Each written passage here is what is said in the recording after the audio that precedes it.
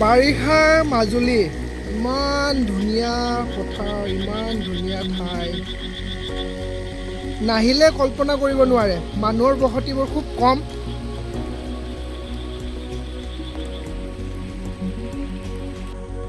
মই এতিয়া উপস্থিত আছোঁ মাজুলীৰ আমুগুৰি বোকাজান ন? হয়। ইয়াত পৰিৱেশটো মই দেখাবলৈ যত্ন কৰিছোঁ। ইমান ধুনীয়া, চাৰিওফালে পথাৰ, বৰষুণ দি আছে।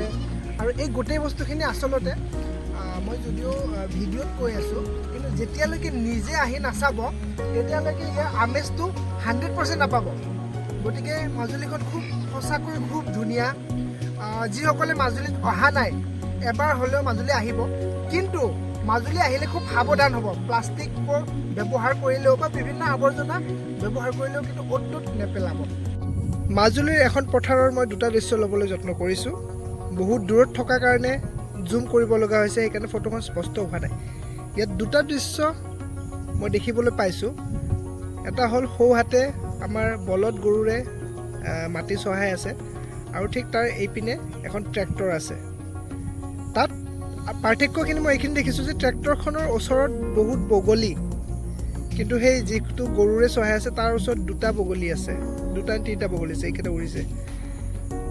ইয়াৰ পৰা স্পষ্ট যে আমাৰ ট্ৰেক্টৰবিলাকে কি ধৰণে খেতিত পথাৰত যিবোৰ আমাৰ উপকাৰী কেঁচু বা বিভিন্ন ধৰণৰ জন্তু থাকে, এইবোৰ আমাৰ মৰি যায়, যে যিবোৰ বগলীয়ে খায়।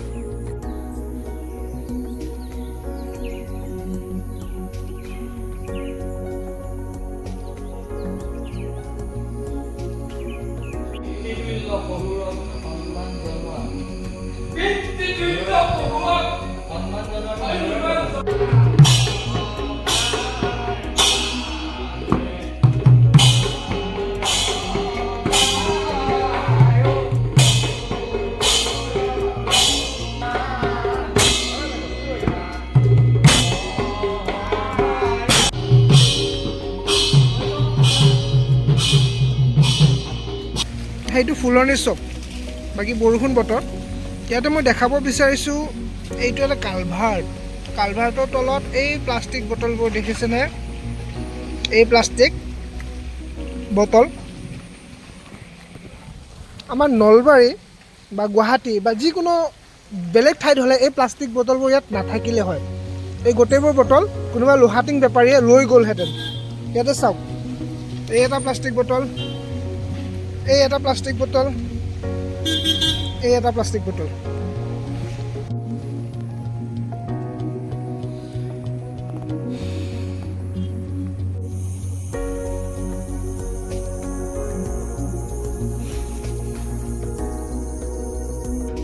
মাজুলীখন এতিয়া চাৰিওফালে আমি যদি চাওঁ, মানে একক ব্যৱহাৰকাৰী প্লাষ্টিক আৱৰ্জনাৰ বিভিন্ন ঠাইত মানে ভৰি পৰিছে। আৰু মাজুলীখন মানে এনেই মাটিকালিৰ ক্ষেত্ৰত মানে প্ৰাকৃতিকভাৱে খহনীয়া হওক বা বিভিন্ন কাৰণত কমি আহিছে। আৰু তেনেস্থলত মানে আমি যি হিচাপত প্লাষ্টিক আৱৰ্জনাবোৰ অ'ত ত'ত পেলাই আছোঁ, যদি এনেকৈ থাকে আজিৰ পৰা 10 বছৰ বা 20 বছৰ পিছত মাজুলীৰ যিটো মাটিকালিৰ ওপৰৰ যিটো আৱৰণ, সেইটো একক ব্যৱহাৰ প্লাষ্টিকেৰে হয়তো উপচি পৰিব। গতিকে এই ক্ষেত্ৰত আপুনি মানে কি পৰামৰ্শ দিব খোজে, আহ্বান জনাই? আমি এটাই ভাবিছোঁ যে আমাৰ গাহস্থ জীৱনত আমি সতৰ্কতা অতি আমাৰ প্ৰয়োজন।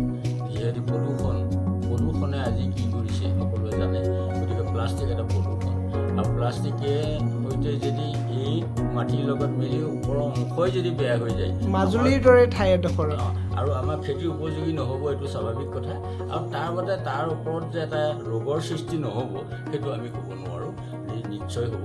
গতিকে আমি ভাবোঁ এটা ভাল পদক্ষেপ, আৰু সেইটো কেনেকৈ নিৰাময় কৰিব পাৰি সেই চেষ্টাটো সজাগ আমাৰ উঠি অহা প্ৰজন্মৰ পৰা আমি তাক আগবঢ়াই নিব লাগিব, সেই সজাগতাৰ বিষয়ে।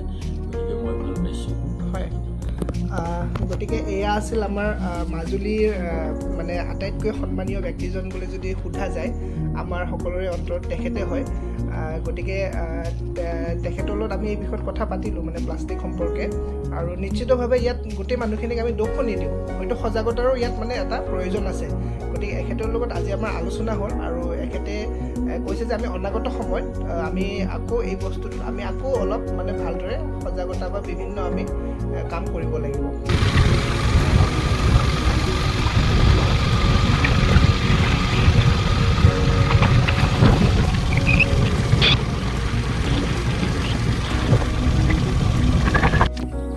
মাজুলীৰ মানুহখিনি যে এতিয়াও পবিত্ৰ হৈ আছে তাৰ এটা অন্যতম মানে উদাহৰণ মই ইয়াত মানে পালোঁ।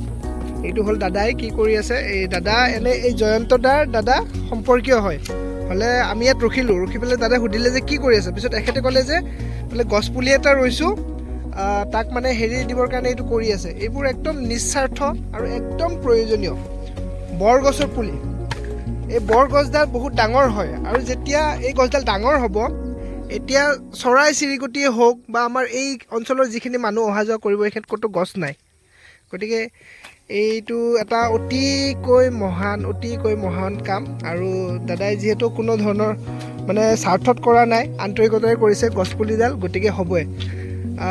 ভাল লাগিল দাদা, ধন্যবাদ জনালোঁ। প্ৰকৃতিয়ে আপোনাক ভালে ৰাখক। একো নাই, তুমি পঢ়ি থাকা। মাজুলী মিচিং সম্প্ৰদায়ত আছোঁ। এই দাদা এইটো যেতিয়াৰ পৰা শুয়ে থাকিলে থাকক, এই ভালে থাকক।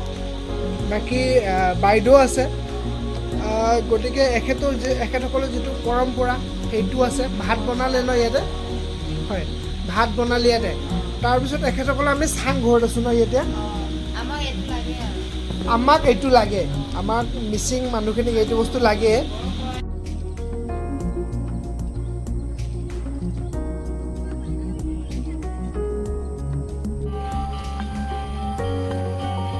মাজুলীৰ বিশেষত্ব।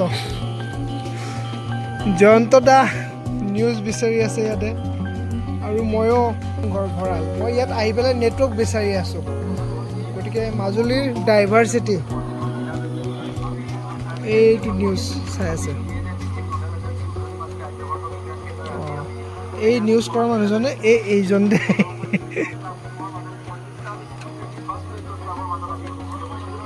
বঢ়িয়া।